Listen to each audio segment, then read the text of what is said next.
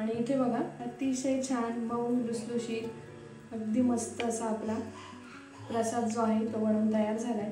नमस्कार, किचन स्टोरीमध्ये तुम्हा सर्वांचं मनापासून स्वागत। आज आपण अगदी छान गणपती बाप्पासाठी 1.25 पावशेर या प्रमाणामध्ये प्रसादासाठी शिरा बनवणार आहोत। रेसिपी अतिशय सोपी आहे आणि प्रमाणही अतिशय अचूक आहे। अगदी काही एक्स्ट्रा वाढवायची कमी करायची गरज नाही। अगदी छान अशी रेसिपी आहे, तर नक्की तुम्ही ही ट्राय करा। चला तर मग आपण पटकन रेसिपीला सुरुवात करूया। गणपती बाप्पा मोरया, पुढच्यावरची लवकर या। तर इथे आपण बाप्पासाठी महाप्रसाद बनवायला घेऊया। तर त्यासाठी आपण छान असा 1.25 पावशेर मध्ये सत्यनारायणासाठी शिरा बनवणार आहोत। तर इथे बघा म्हणजे 375 ग्रॅम इथे मी रवा घेतलेला आहे। आता हा रवा आपल्याला व्यवस्थित भाजून घ्यायचा आहे। तर हा रवा जो घेतलाय तो वजनी प्रमाण 375 ग्रॅम जरी असलं तरी देखील आपली घरातली जी वाटी असते त्या वाटीच्या सहाय्याने तुम्ही मोजून घ्या किती होतंय। तर ह्या घरातल्या वाटीच्या सहाय्याने हा जो रवा आहे हा 2 वाटी आहे। तर आता 2 वाटी रव्याच्या प्रमाणातच आपल्याला बाकीचं प्रमाण जे आहे ते घ्यायचंय। तर हे 2 वाटी रवा आहे, तर यासाठी आपल्याला 2 वाटी साखर, 2 वाटी तूप लागणार आहे। तर आपण पहिल्यांदा आता रवा भाजून घेऊया। रवा भाजून घेण्यापूर्वी आपण इथे 1 चमचा तूप घालून घेऊया आणि या तुपामध्ये ड्रायफ्रूट्स जे आहे ते व्यवस्थित आपण भाजून घेऊया, म्हणजे ते छान असे क्रिस्पी लागतील। तर काजू बदाम आणि थोडेसे मनुके जे आहेत ते मी इथे घातले आणि हे व्यवस्थित आपण मध्यम गॅसवर भाजून घ्यायचे। ड्रायफ्रूट जे आहे ते तुपात छान फ्राय करून घेतले की ज्यामुळे काय होतं की आपला जो प्रसाद आहे तो छान मऊ लुसलुशीत होतो आणि त्यामध्ये ड्रायफ्रूट्स अतिशय छान असे क्रिस्पी लागतात। फ्राय केल्याचा त्याला छान असा फ्लेवरही येतो, त्यामुळे ड्रायफ्रूट जे आहेत ते अगोदर आपण फ्राय करून घ्यायचे। ड्रायफ्रूट छान भाजले गेलेत, मस्त असा सोनेरी रंग आलाय, मी ते काढून घेते। तर आता इथे ड्रायफ्रूट्स मी काढून घेतले आणि त्याच कढईमध्ये आपल्याला आता तूप घालून घ्यायचंय। तर इथे मी 2 वाट्या तूप जे आहे ते ऍड करून घेते। तर इथे मी म्हशीचं जे साजूक तूप आहे ते वापरलेलं आहे। प्रसादासाठी तुम्ही गाईचं वापरलं तर अतिउत्तम। तर आता इथे तूप व्यवस्थित तापलेलं आहे, त्यामध्ये आपण जो रवा घेतलाय 2 वाटी तो रवा यामध्ये ऍड करून घेऊ। तर रवा व्यवस्थित आपल्याला भाजून घ्यायचा आहे।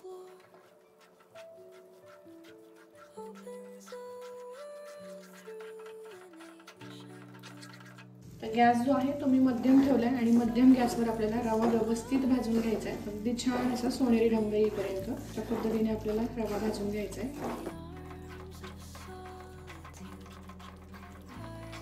वारंवार आपल्याला चमच्याने हे परतत राहायचं आहे, म्हणजे रवा अजिबात खाली लागायला नको, एकसारखा व्यवस्थित तो भाजला गेला पाहिजे। बाप्पाचा जो प्रसाद बनवतो तो सर्व रवा भाजण्यावर असतो, त्यामुळे रवा जो आहे तो अगदी वेळ काढून व्यवस्थित आपल्याला भाजून घ्यायचा आहे।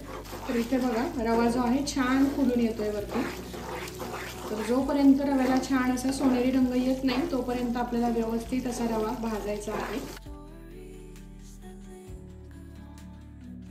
आता इथे रवा आपला अर्धवट असा भाजलेला आहे, पूर्णपणे भाजलेला नाही। तर अर्धवट जेव्हा रवा भाजला जातो त्यामध्येच आपण इथे 2 केळी जे आहेत त्या बारीक करून घेतलेल्या त्या यामध्ये घालून घेणार आहोत आणि हे सुद्धा आपण व्यवस्थित असं परतून घेणार आहोत, म्हणजे केळी जी आहे तीही यामध्ये व्यवस्थित अशी परतली जाते, मऊ होते। त्यामुळे केळी सुद्धा आपण याच्यासोबत परतून घ्यायची। केळीमुळे जो प्रसाद आहे तो अतिशय मऊ होतो आणि खूप छान अशी टेस्ट येते, त्यामुळे केळी जी आहे ती आवर्जून घालायची आहे आणि व्यवस्थित आता आपण हे छान असं परतून घ्यायचं। गॅस अजिबात मी कमी जास्त केलेला नाही, मध्यम तर मध्यमच गॅस आहे, अजिबात कमी जास्त करायचं नाही।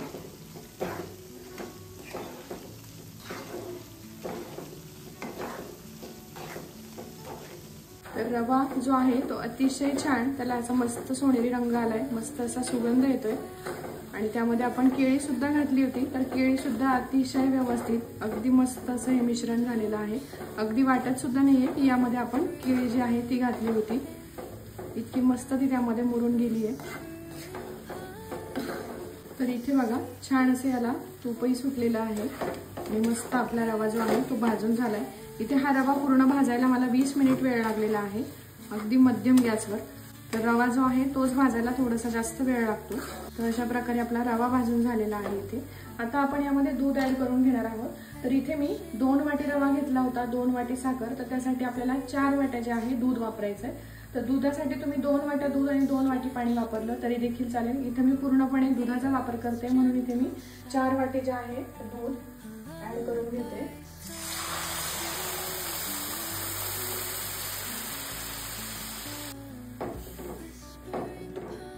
गॅस आहे तो पूर्णपणे कमी ठेवायचा आहे आणि हे व्यवस्थित छान असं मिक्स करून घ्यायचं आहे।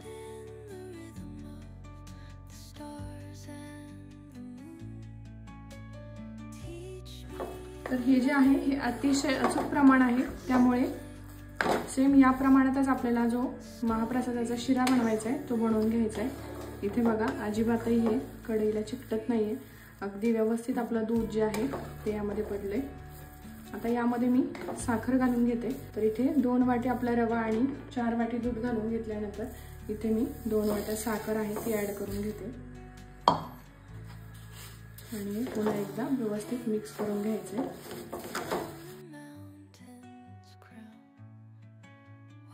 तर यामध्ये मी साखर मिक्स करून घेतली आणि यामध्ये आता 1 चमचा मी वेलची पावडर ऍड करून घेते। त्याच पद्धतीने आता यामध्ये जे आपण ड्रायफ्रुट्स फ्राय करून घेतले होते ते ड्रायफ्रुट्स सगळे घालून घेऊ आणि आता हे पुन्हा एकदा मिक्स करून घेऊया। इथे बघा आपला जो प्रसाद आहे तो किती छान झालाय, अगदी मस्त असा सुगंधही येतोय, छान असं टेक्स्चरही त्याला आलेलं आहे, अगदी मस्तच।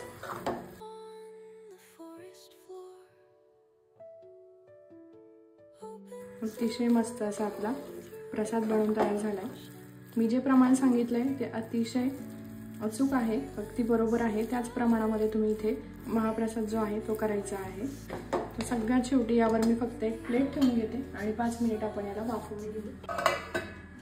तर आता इथे 5 मिनिट झालेले आहे आणि हे बघा प्रसाद आहे तो अतिशय छान मस्त असा बनवून तयार झालाय।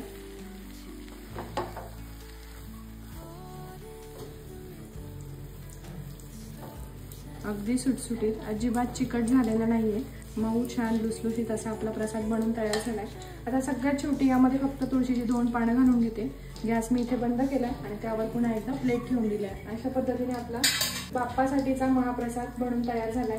नक्की तुम्ही ट्राय करा। रेसिपी अतिशय सोपी आहे, अगदी अचूक प्रमाण दिलेलं आहे। हे प्रमाण जर वापरलं तर अजिबात आपला प्रसाद जे आहे ते चुकणार नाही, अतिशय मस्त असा प्रसाद आपला तयार होतो। तर नक्की तुम्ही ट्राय करा।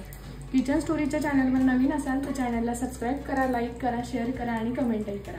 चला बाय बाय, भेटूया नेक्स्ट रेसिपीमध्ये।